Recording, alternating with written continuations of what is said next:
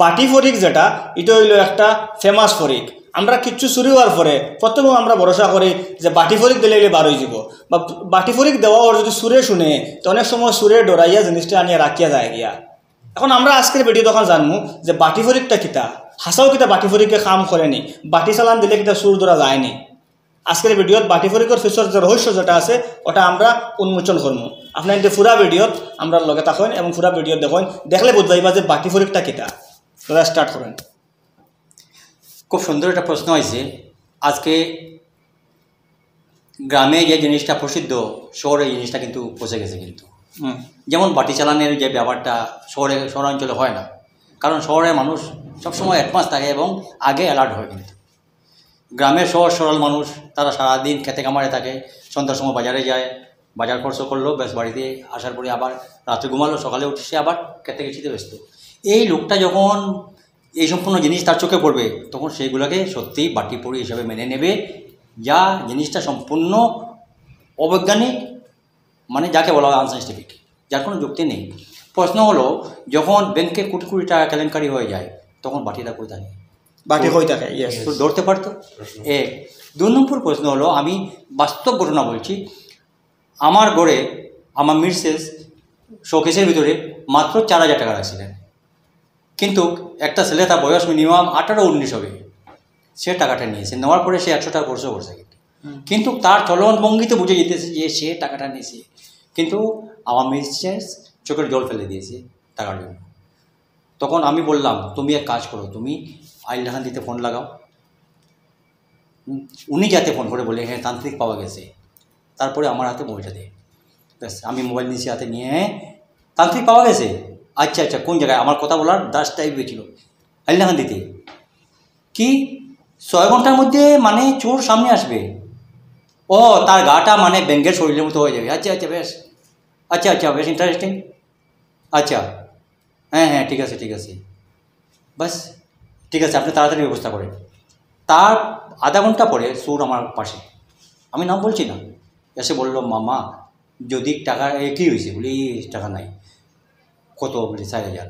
সুরে যদি টাকাটা আবার জায়গাটা আনিয়ে রাখে দেয়, এই টাকা যদি আনিয়ে রাখে দিতে ব্যাস আমরা তান্ত্রিক আনতাম না। তখন খেয়াল করিও হওয়া যায় না, আনিয়ে রাখলে রাখে দিতে পারে, খেয়াল করিও হওয়া যায় না। তার আধা ঘন্টা পরে আমি মেসেজে বললাম, তুমি তাড়াতাড়ি ঘর থেকে বেরিয়ে দোকানে আসো। ও দোকানে গেছে, এখানে বুঝতাম না, কারণ ভাই পরে বলবো। দোকানে গেছে, যাওয়ার পর মুহূর্তে টাকা জায়গায়, হ্যাঁ।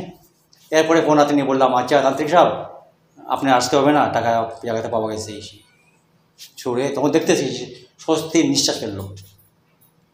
এতে কি হলো, সে কেন টাকাটা দিল? ওই যে গড় ব্যাঙের মতন তার শরীর হয়ে যাবে, সেই আতঙ্কে, সেই ভয়, সবার সম্মুখে ধরা হবে। ঠিক বাটি চালানটাও সেই। দাদা প্রশ্ন করছেন, তাহলে বাটিটা দৌড়ায় কীভাবে? একটা বাটি দেখা গেছে যে তার লাঠি বাটি কিন্তু যাইতেছে, এটাকে বলে ম্যাগনেটিক। কথা বোঝার চেষ্টা করবেন, যাকে বলা হয় ম্যাগনেটিক। কোনো স্টুডেন্ট বন্ধুরা যদি থাকেন, আপনার সায়েন্সের টিচারকে বলবেন, স্যার ম্যাগনেটিক কী পর্যায়ে বাটিটা দৌড়ায়, উনি নিশ্চয়ই তোমাদেরকে বুঝিয়ে দেবে। আর আরেকটা বাটি হলো যে বাটি দৌড়লে পরে আস্তে আস্তে আস্তে বাটিটা যায়,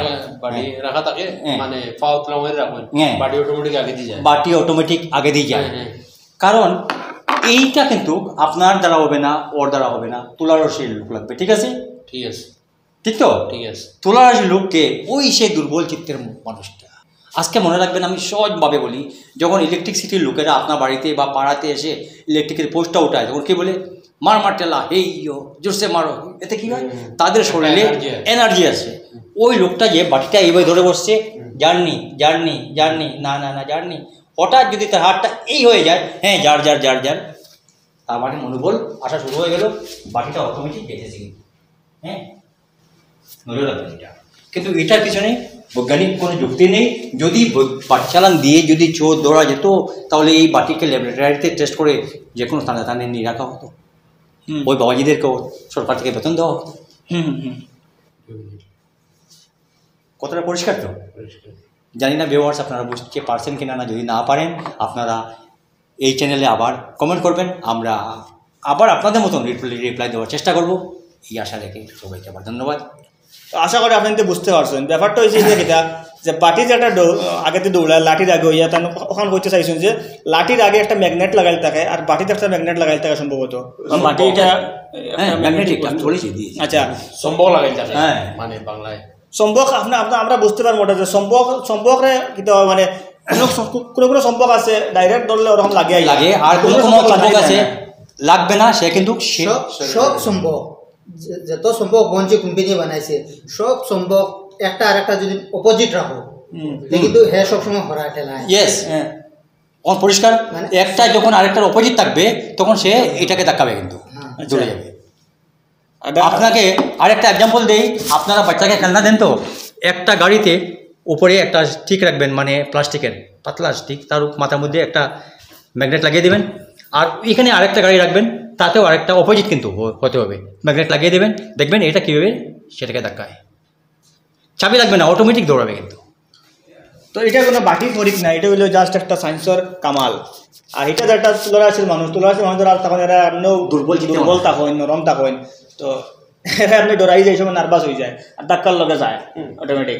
তো আশা করি আপনারা দাদার কথাটা কি সম্পূর্ণ বুঝতে পারছো।